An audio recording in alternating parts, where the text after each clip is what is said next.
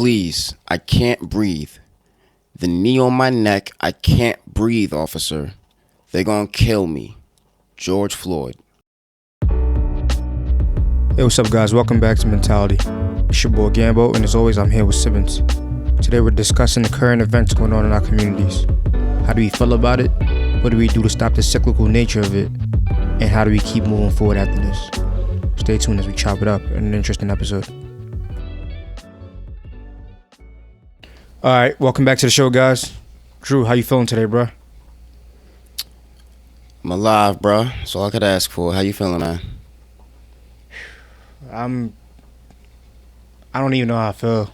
I'm doing good. Like you said, I'm alive. But today's topic is not a bright and airy-fairy topic.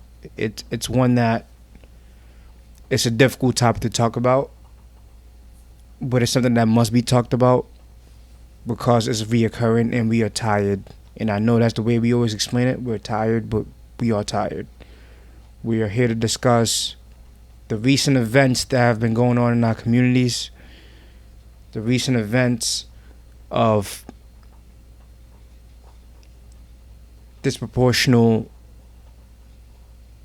exploitment, of disenfranchisement, of unfair treatment, of injustices.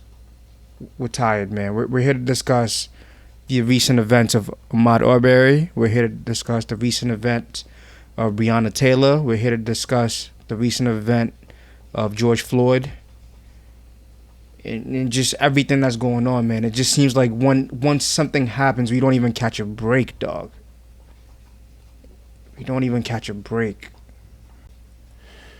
So this is something that is not new to you or me or most of our listeners, I'm sure. Kind of grew up around hearing stories like this. I remember seeing the Rodney King tapes when I was a little young buck, just watching a man get savagely beaten for 3-4 minutes.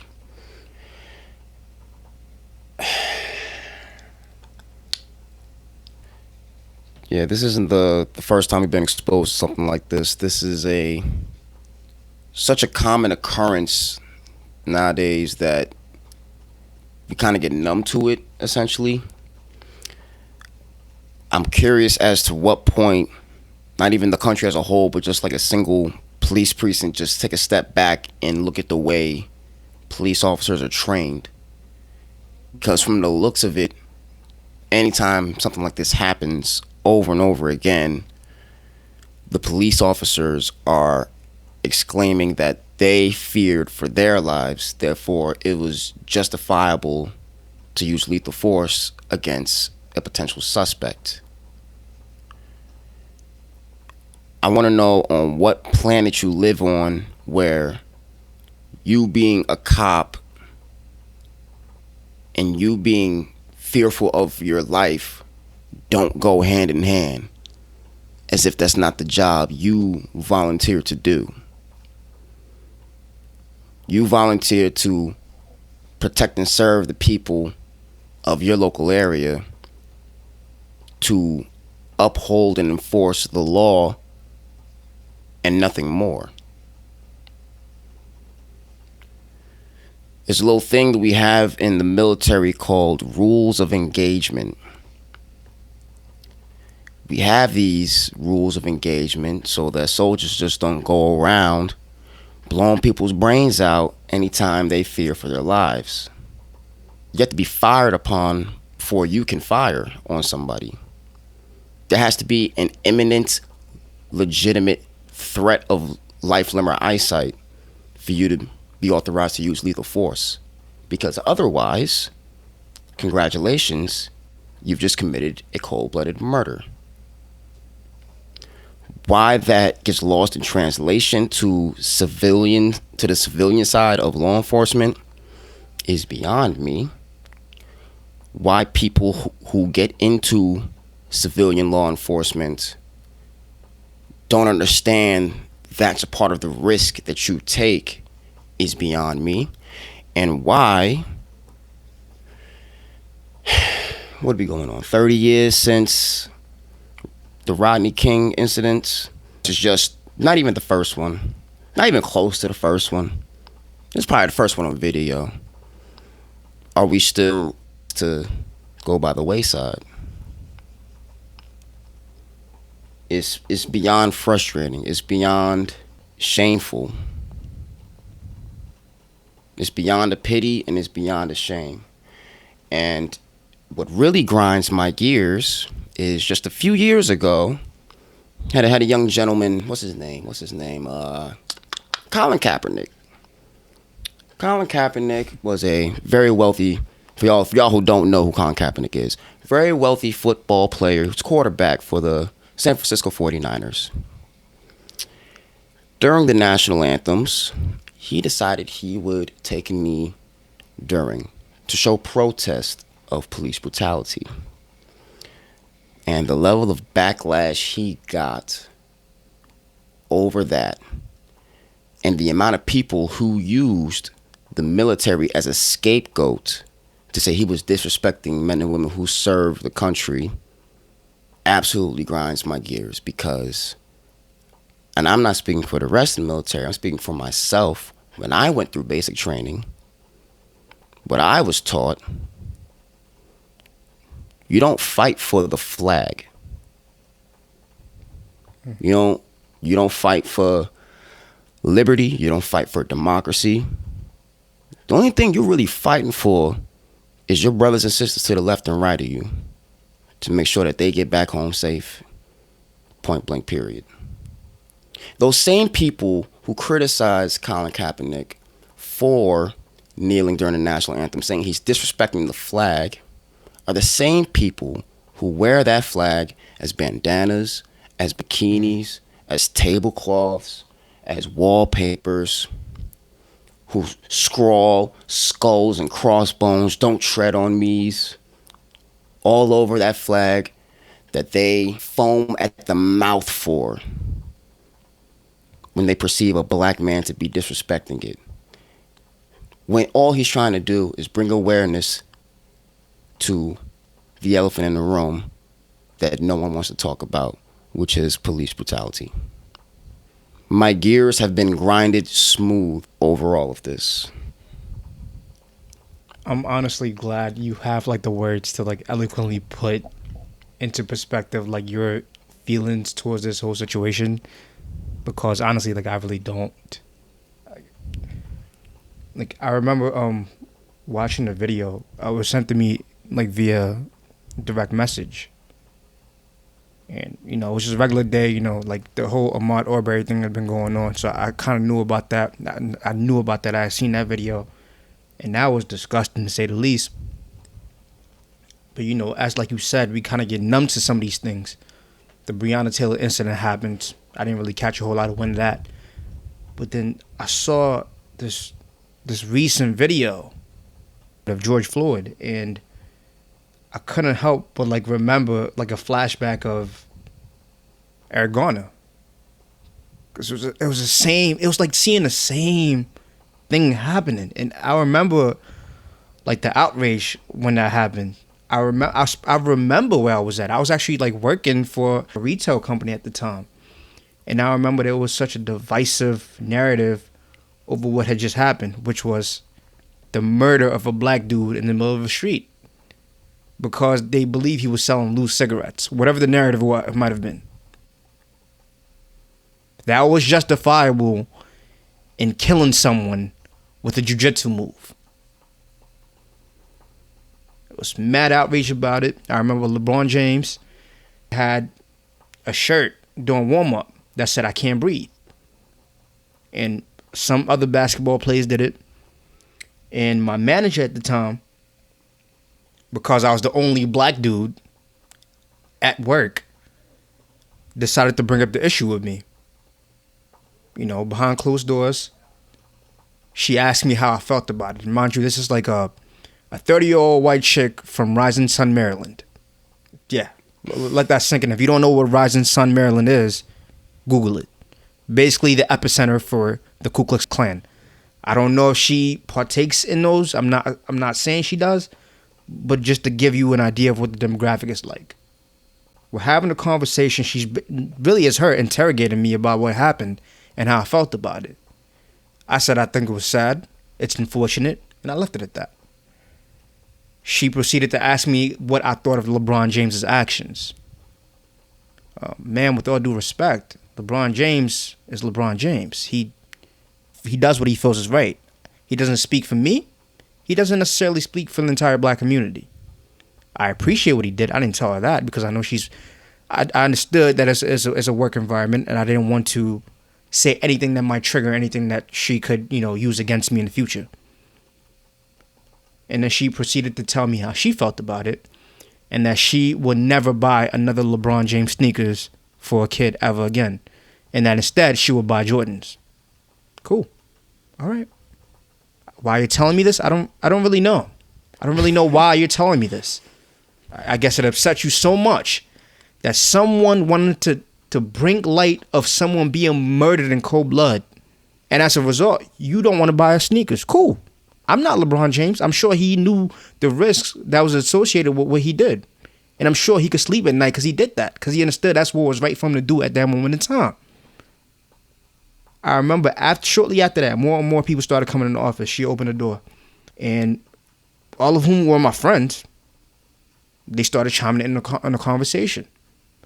But the conversation slowly became, and it's not even a conversation. It was them having a discussion with me in the room. That's really what it was. I was quiet. I didn't want to be, quote unquote, that black guy. I didn't want to be that. I don't want to be the angry black dude. I didn't want to be the dude who was going to speak out and, of course, support, issues that affect me mentally and societally, physically. Shit that I go through. I didn't want to be that guy. So I sat there and I listened to everyone complain about how this is becoming more and more of a race issue, about how their black friends are treating them unjustly because of what happened, how they feel like they're being left out, how they feel like they're being attacked. All of a sudden it became about how their lives were affected. And stories of someone who was murdered was not even relevant. And he wasn't even the only dude who was murdered at the time. That was similar. That was around the same time of Hands Up, Don't Shoot. That was around the same time of the whole Hoodie and Skittles incident. That was around the same time where those young black men were murdered. But somehow the conversation shifted from someone being murdered to how they were offended. And I remember I basically got kicked out of the room because a customer needed help. And mind you, while I was a manager there, I was an assistant, no one was even asked to go help that customer. Instead, my boss asked me to go get it, while I had other people under me. Because I'm assuming they wanted the elephant in the room to leave the room. So I left. One thing I could definitely say I got out of this whole situation is that I will never ever think to say that I don't want to be that black guy anymore. Because it's not about that. It's not about, when we speak about our traumas, it's not about us being that black. It's about us basically raising awareness to the stuff that's going on that is cyclical. It is disgusting. This man has an officer who is supposed to protect him, multiple officers, on his neck, on his body, when he tell you, I cannot breathe, dog. And it's not the first time it's happened where we've seen some cop, I should say some thug, for real, because that's criminal what they just did. And they just get fired for it while committing murder. They don't get fired. They get paid administrative leave for it. And that's only after it's been brought to light. I can't imagine the shit that goes down that's not recorded. It takes me back to Emmett Till. For y'all don't know the story of Emmett Till. 14-year-old black kid. His mom sent him down south to go be with his cousins for the summer. A white woman said that he whistled at her while he was leaving the store. So, a gang of white dudes came up to his cousin's house, dragged him out, put him in the back of the truck, took him over to the river. They beat him some more, and then shot him in the face with a shotgun, and then threw his body in the river. because a white woman said that he whistled at her.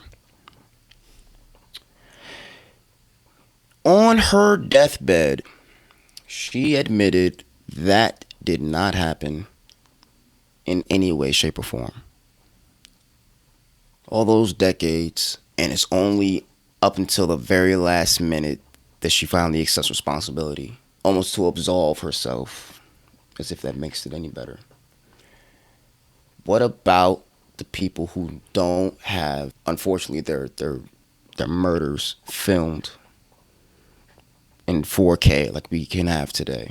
What about the people who, for whatever reason, happen to commit a crime, but the police officer feels a need to play judge, jury, and executioner right then and there? There's a whole judicial system for a reason. Okay, you broke a law. You'll have your day in court. You have your right to an attorney. You have your right to a fair trial. It's not a suggestion. You're born on American soil. You're an American citizen. You pay American taxes. Those are things that you are owed. That's yours. How come every mass shooter is able to be taken away in handcuffs, but people of suspected nonviolent crimes continue to end up dead? To be honest with you, like when this eventually first happened, we didn't even want to make an episode of this because we felt like we didn't have, all the stories leading with the whole Ahmaud Arbery situation. We wanted to get more insight as to what was really going on, because the media has a way of twisting things and perverting the narrative of a story. So we wanted to get more insight of it before we even covered it. Then the Breonna Taylor situation happened. It's like, all right. And then this happened. It's like, okay, like at this point, like, yo, we can't even. And the thing that hurts for me is also like, I didn't want to make an episode because we want to get clickbait, because we want to get more views and nothing like that. But it's to the point where I feel like if we can't even speak on it, we have some sort of a platform. If we can't even utilize this to speak on it, who's going to speak on it for us? Because I think at this point in time, everyone knows about this, but we get so numb to it and we just go on about our day. And I think you make a really great point with the whole Emmett Till situation, where it starts and you see the residual effects of the stories of someone like Emmett Till, where a woman who understands her privilege, who understands her power, who understands the power structure and dynamic in society is able to leverage that and just trump someone's complete human rights. Like she literally just had this dude killed, murdered, being to Not this death. dude. This boy, 14-year-old boy. And you know what's crazy about Emmett Till is one of my homies, my brothers, man. Like when you look at his younger brother, he looked just like Emmett Till. It's so weird. It's so weird to think that either one of us could be in that situation. And I bring up certain demographics, understanding they leverage and power, because we're still seeing that today. Like the whole Karen situation. I thought that was kind of funny. Honestly, when I first saw it, I was like, all right, these people are just completely stupid. I don't know if you saw that. This lady in Central Park. What's her name? I gotta look up. I forget her name because she's not even really. The investment banker in Central Park walking a dog without a leash. Amy Cooper. Yeah, I seen it. Amy Cooper. I seen it. She's the head of insurance investment solutions at Franklin Templeton. This lady is walking a dog in the park and she doesn't have a leash. A gentleman sees her and he's like, hey, can you please leash your dog? And that becomes an altercation. That becomes conflict. She then says she's being assaulted by this black dude who asked her to leash her dog because that's the law. Mind you, she's choking the dog during this whole altercation while she's on the phone with the police and shit. Still not putting a leash on him, but she's choking the shit out of her. The dog is yelping in the video. Y'all can watch it for yourselves. She calls the cops. Like, hey, I'm being assaulted by this African American man. She emphasizes it multiple times because she understands. She understands that dynamic. Like, I'm this frail little white lady, and there's this big angry black dude who's assaulting me and my dog in the park. Y'all need to come get him, and y'all need to come get him now. She starts breaking down. And that's why this whole time, this dude is literally just recording off his phone. And he's like, yeah, please call the cops. You know what's interesting about this narrative? You know what's interesting about today's day and age? That is sad. It's actually sad that as like black men or as people of color, our only real weapon or our only form of justice is a freaking cell phone. It's a cell phone, dog. Because if you don't record this stuff, if you don't record this happening, no one's going to believe it. Before it was like, oh, we don't know if this is what what the story really is. We don't really know what happened. And now we know the stories. Now we have body cams. Now we have bystanders. Now we have people recording. We get the entire narrative. We see it. We see it sometimes as much as it being live, being shot live. We see the stuff. And the outcome's still the same. The outcome is always still the same. And it's like, at what point, dog? Like, I don't even have the words to articulate like how I'm like really feeling for it because I don't even think I've had time to digest it. Because it just keeps happening so fast. Like, we have this period that's going to happen. Then we're going to have a law. And then it's going to happen again. And it's going to be like a little law. And it's going to happen again. And it's going to be the same conversation again. But no action. People are not being reprimanded for their actions. You know what he was doing in the park too, by the way? No. He was bird watching. That's the guy that's assaulting you, the bird watcher. In response to the murder of George Floyd, citizens of Minneapolis have taken it upon themselves to vocalize their anger, materialize their anger in a not so healthy way, which I personally don't condone because it doesn't make any sense how these things are related. If you go on Facebook right now, you see a lot of live postings of Minneapolis burning from the inside out. Buildings are on fire, police car windows are getting smashed out, people are looting, people are rioting, police are spraying people with tear gas. Just like Hong Kong, which, by the way, everyone just stopped talking about. Yeah. Which is still going on, by the way. It's crazy. They just still cared at all. But yeah. Nah, it looks like Hong Kong right now. I don't know the way to get results, to make progress in this realm. But if I were a betting man, that's a pretty good bet to say that is not the way to go about doing it. What we need, in my opinion, we need a much higher barrier of entry for police officers. We need much more training for police officers. We need police officers to actually know the law. And more importantly, we need citizens to know the law. You have to know your rights. You have to know when you can and cannot be detained, when you can and cannot be searched, if what you're doing is breaking the law, and what are the repercussions that go with breaking that law. Is it a verbal warning, a written warning, a ticket, a fine, an arrest right on the spot? But regardless of the crime you commit, even if you murder, 17 people in a church, you should still be taken away in handcuffs and await your day in court. If you shoot up a concert in Las Vegas or a nightclub in Orlando, Florida, if you plant bombs at a marathon in Boston, if you plant bombs in Oklahoma, if you have severed heads in your freezer and a dude is running out of your apartment screaming, hey, this guy just tried to stab me and he said he's going to eat my face, you should still, that's not an exaggeration, that's Ted Bundy for you right there, y'all ain't know. You should still have your day in court the way Ted Bundy did, the way the Unabomber did, the way many Caucasian male mass murderers are afforded. The fact that that's even a real thing, to compare the outcomes of these two stories, of these two realities, I should say, it's asinine. It's ridiculous. It's the most ridiculous thing I've ever heard. It almost sounds made up, right? It sounds fiction. It's like a Stephen King novel right now, where like the world is upside down and backwards, and you can sell cigarettes one at a time, one a piece, and we'll murder you right there on the spot.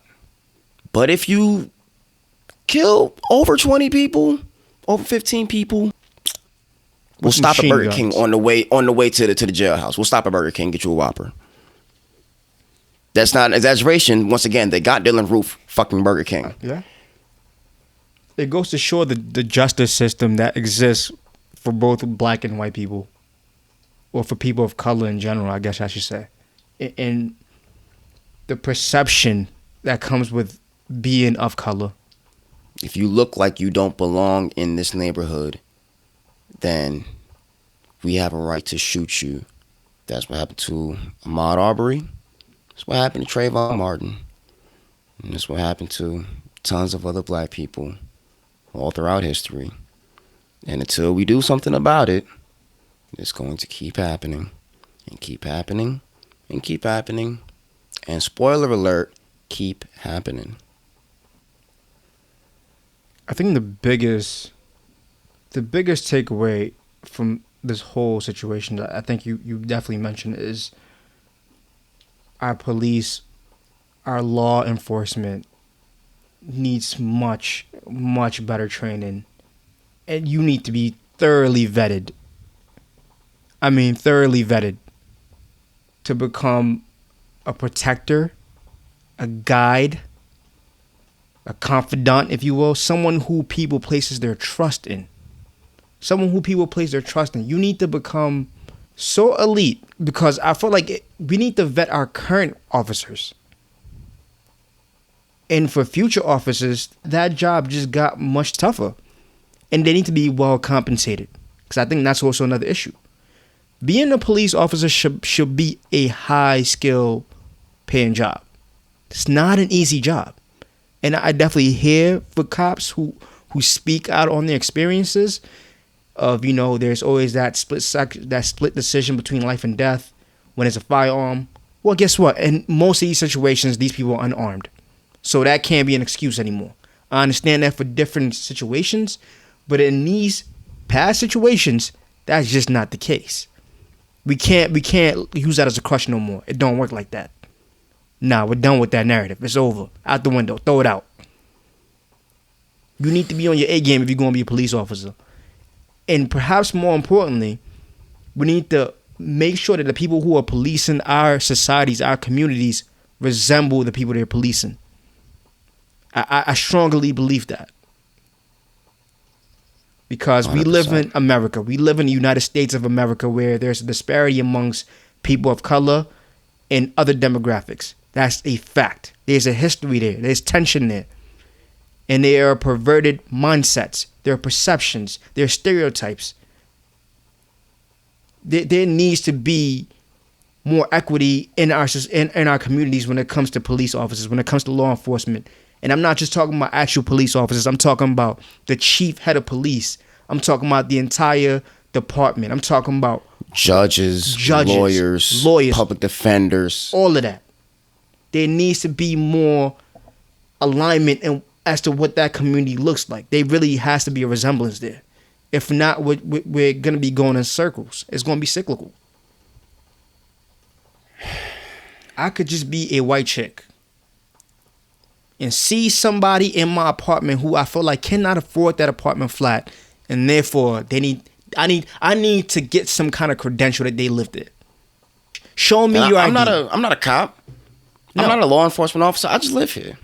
But I don't think you should live here. I don't think you look like you could live here. And so I'm going to follow you to your apartment door until you prove to me that you deserve and belong to be here.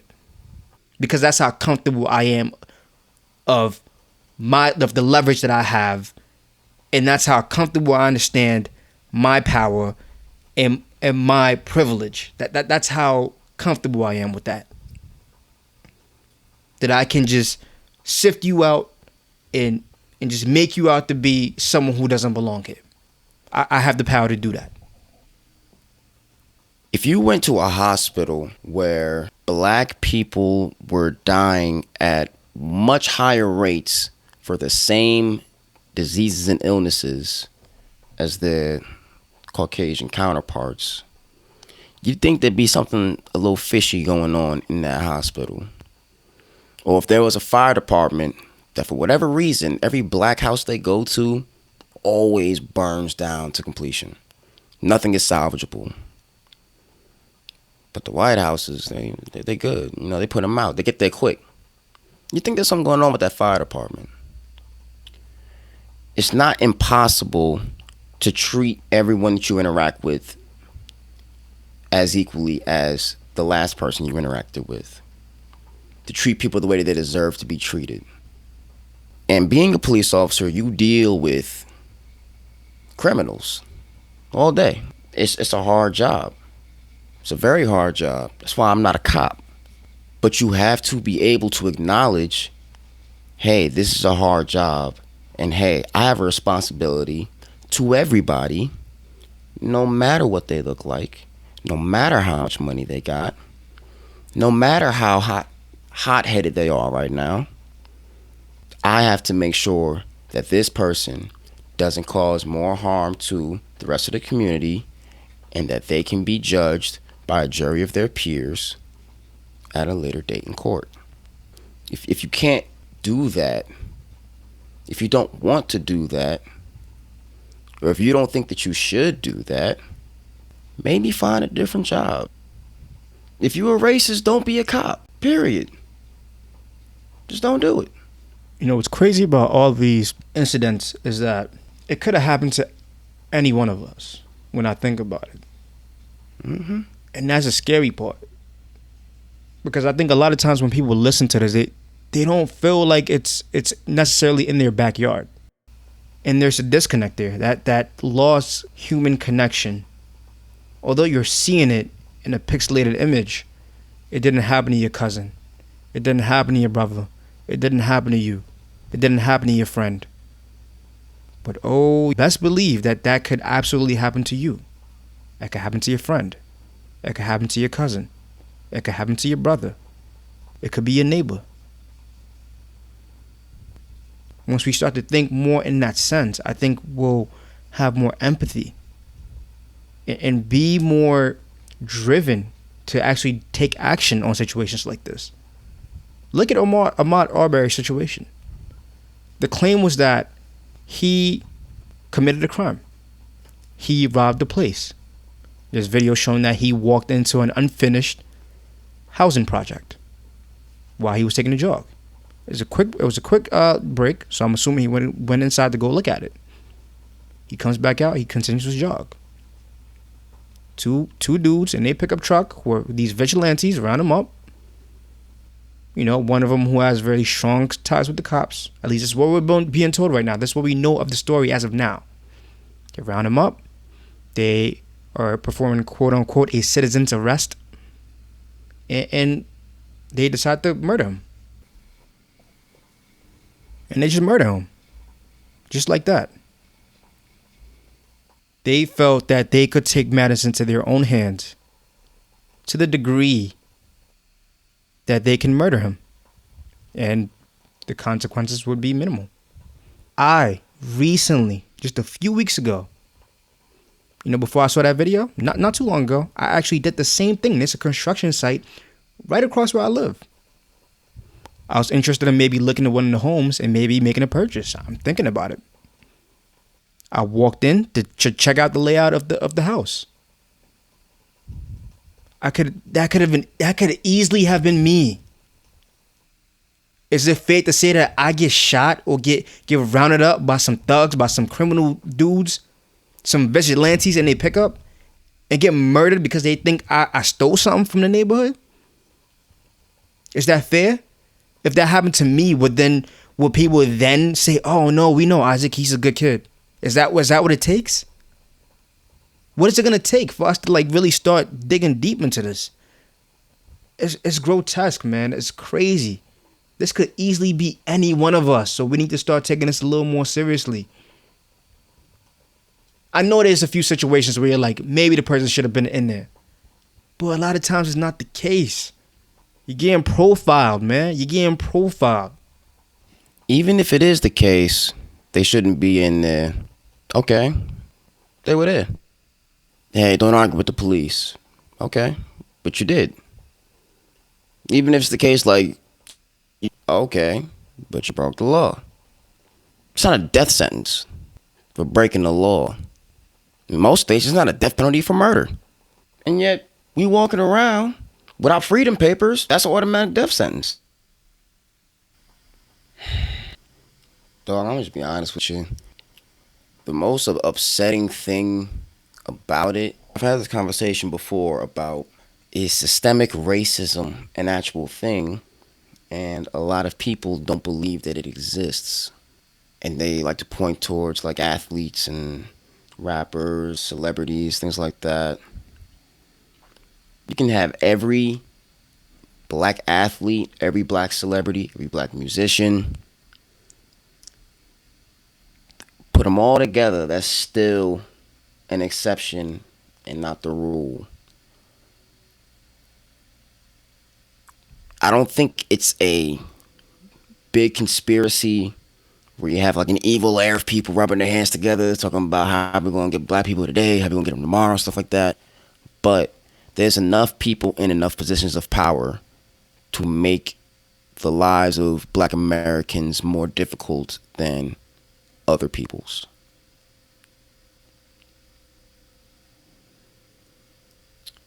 I don't like to say, but I just don't like to say like, oh, the man is keeping us down and shit. But let's call a spade real quick. Yeah. I know there's more that we can do on our own part, for sure, in terms of, you know, keeping the family unit, educating our kids and things like that. But the things that are just so out of our control, because it can literally be anybody that you or I know. It can be one of us just going walking down the street with some headphones in their ears, cell phone in their hand, and someone sees your cell phone as a weapon, as a possible weapon, and that gives them the automatic right to end your life.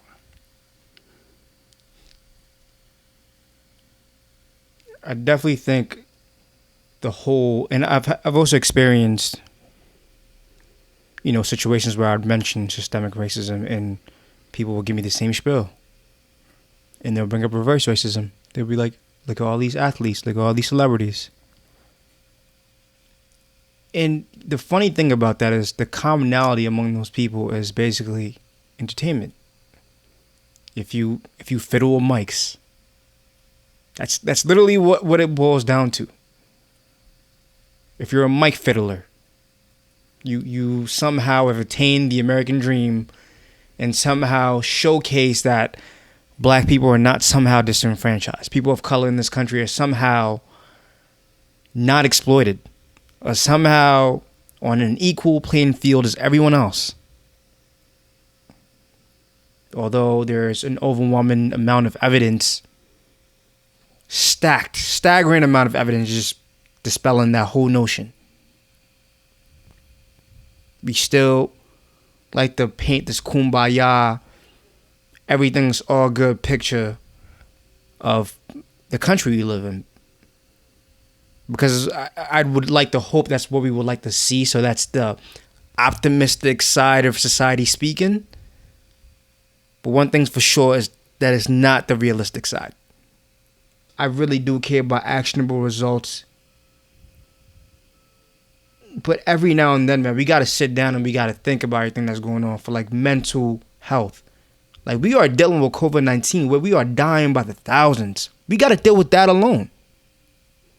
And then on top of that, on top of all of that, where we're disproportionately being killed in the hospitals, in our own homes, in our own neighborhoods.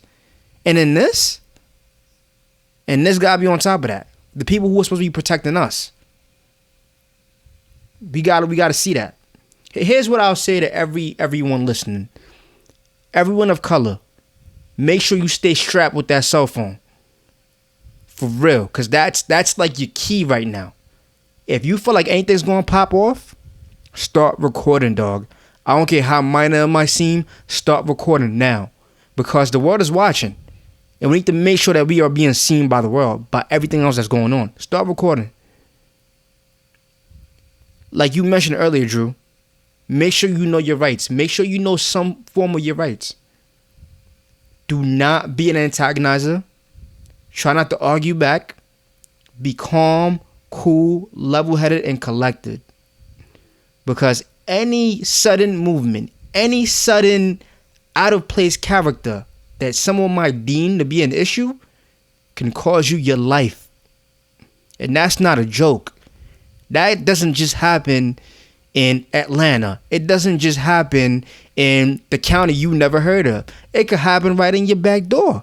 Just recently in Brooklyn, there's another Karen, quote unquote, another Karen, had an issue with this this little kid. He was walking in a grocery store.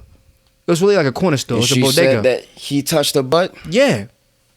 And it was a whole issue.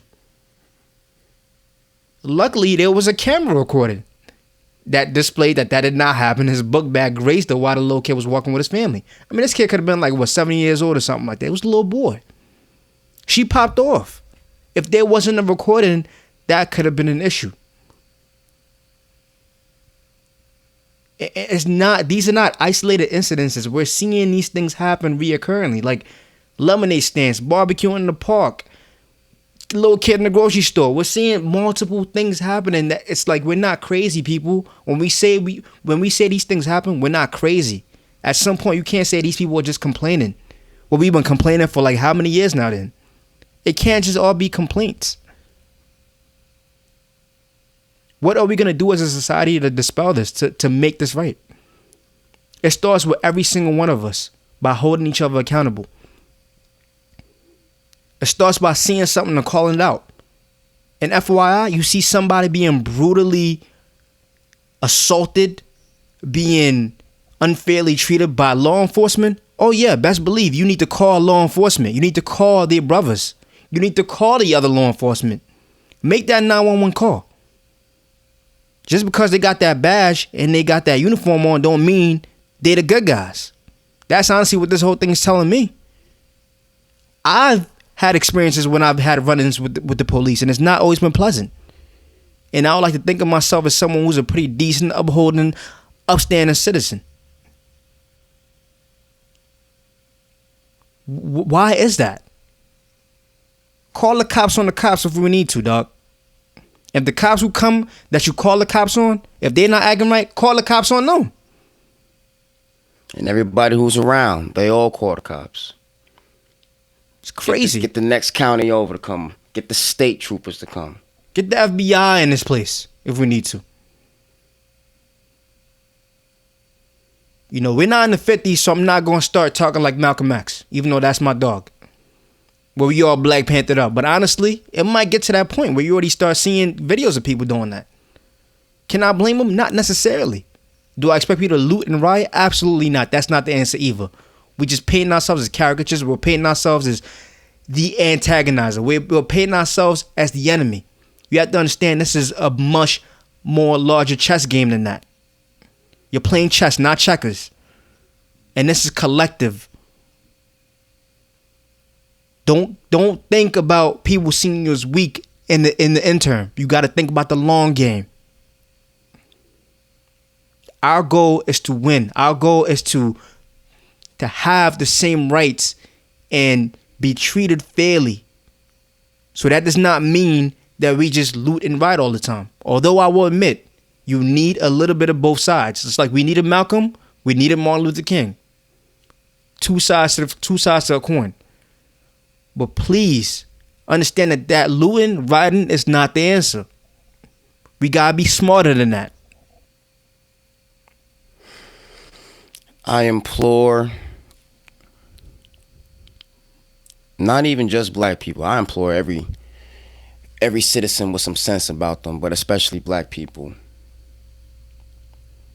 And this is not a call to violence. This is not you should go out and assault this person or that person. I'm a firm believer. If ain't nobody doing nothing to you right now, you don't got no reason to do anything to them. You need to be able to protect yourself. You need to be able to protect your family. You need to make sure your health is absolutely optimal. You need to make sure that your mind is sharp, your mind is prime, and you know what you're talking about if and when you find yourself in these altercations. And most importantly, you need to strongly take full advantage of your Second Amendment rights. Because everyone else around you is. Go through the legal system, of course. Get vetted. Take the classes. Go to the shooting ranges. Do it the right way. Buy it legally, obtain it legally, get your license to possess legally. If you cannot legally possess a firearm, do not get a firearm. But if you can, this is, I can't even say it's a slippery slope because we've already been sliding for so long. It's a little beyond that at this point. You need to be able to protect yourselves. I feel you on that, dog. Like, I'm not a gun type person. I'm not someone who condones any of that. But I will say, like you mentioned, if you are legally allowed to, I think you should consider it. And consider it not because you need to be violent. Not at all.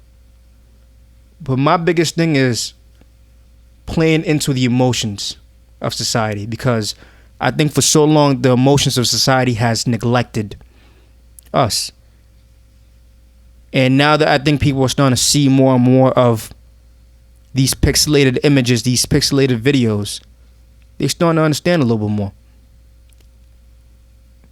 And unfortunately, it's our duty to make them understand even more. It's our duty to not only make them understand, but see us as actual upstanding citizens. And that starts with you. That starts with the interaction you have with your neighbor. That starts with the way you communicate with your fellow brothers when you're in the street. That starts with the communication that you have as a community. It starts with us. We need a tighter-knit community. We need to teach each other about what it means to be upstanding. And unfortunately, upstanding in the eyes of people who are supposed to protect us. Upstanding in the eyes of people who are not from the same cultural background as we are. Why is it that when they look at other communities, they don't really feel the threat? We got to ask ourselves that if we're going to be honest in a certain light too.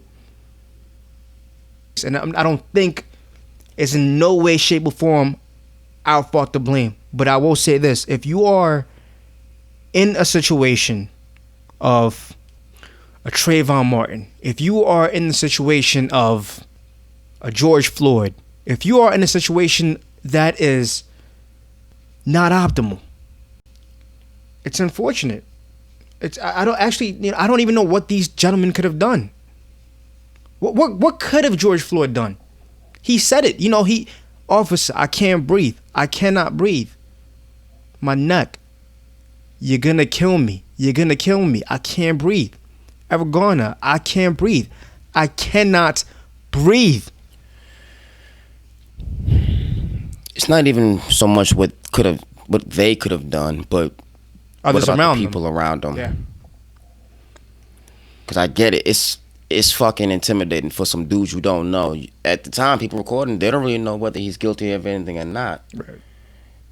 And again, that's what makes being a police officer so hard. You got to make those split judgments super quick. But everybody has to know actually legally what's right and what's wrong. And you have to be able to vocalize that as much as possible without putting yourself in harm's way as well.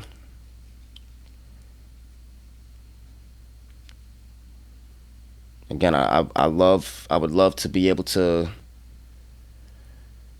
talk about how the way the world should be, but this is literally what it is. We have to look after each other.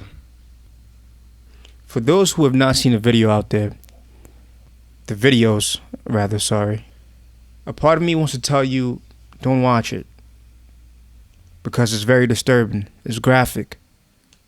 It's probably not good for your mental health. But the realist in me tells me that you should watch it. You should see it. You should see what's going on. And you should feel something if you're watching that. I don't care who you are. I don't care what demographic you're from. If you don't feel anything watching that, that's a red flag. You should definitely question yourself. You know why Emmett Till's mother had an open casket? She want everybody to see it. I want the world to see what they did to my baby. You can't hide from this shit, man. This is life. This is real. This is what we got to deal with. This is what we're up against. You know, like a weird position to be in, I can only imagine right now, is being a black cop. And I think with that being mentioned, we need to bear in mind that this is not necessarily us against cops. It's honestly us against people who don't like us, who are wearing badges and wearing uniforms. And that's why the police academy, the police institution, the law enforcement organization, whatever they call themselves, need to seriously vet those who are going to be handed these uniforms and badges and guns. When you have a badge and you are able to pull a jiu-jitsu move on a civilian to the point where you kill Unarmed them. civilian. Unarmed civilian. To the point where you kill them. And they tell you that you're killing them. Yeah, I'd say we have a serious problem. I'd say we have a very, very serious problem on our hands. I have no words, man. I really didn't want to do this episode, but it's got to be talked about. And we need to have more of these conversations. We need to hold those who are responsible accountable. We need to record, call the police on the police. We need to understand our role in society and our communities, in the way we interact with one another. We need to understand the power that we have as a people. We really do. When's it going to stop, dog? Like, when is it going to stop? I could put my money on this, that this is going to happen again. That's how sad it is. Like, we live in a society where this is normal. Where people shooting up schools is normal. And those people are just mentally ill. But people who are selling loose cigarettes or being choked to death because they are a criminal to the point that they deserve that kind of punishment. If you still don't believe that the scale of justice has got their thumb on the scale, if you don't think that it's not equal, if you genuinely believe that black people are arrested more, the largest population in prison because black people simply commit more crimes, when that's been proven time and time again through just basic entry-level statistics that everyone commits crimes equally based on the distribution of race in the country. We're just prosecuted way higher, way more than every other race. That we're targeted way more than any other race. You deliberately have your head in the sand, and you are officially part of the problem. And if you think that the answer to this is to riot, to loot and steal from businesses that have nothing to do with any of this, then you are also a part of the problem. I think that's all I got on this. Rest in peace, George Floyd. Rest in peace, Breonna Taylor. Rest in peace, Ahmaud Arbery.